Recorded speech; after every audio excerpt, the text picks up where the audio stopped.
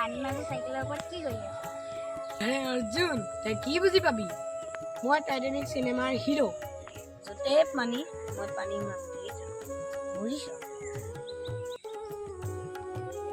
হ'ব বুলি কৈছো। তোমাৰ চাইকেলখনত বহিবলৈ দিবা? নোৱাৰি, তই সৰু ল'ৰা, তই পৰি যাবি। এখন VIP চাইকেল, পানীত ডুবি নাযায়। আমি ইয়াত ভাতটো চাচোন ইয়াত।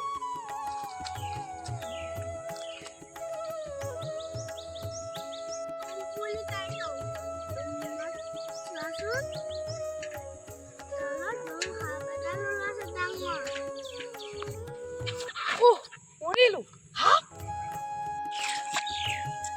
তই এতিয়া পানীত পৰিলি গম পালি?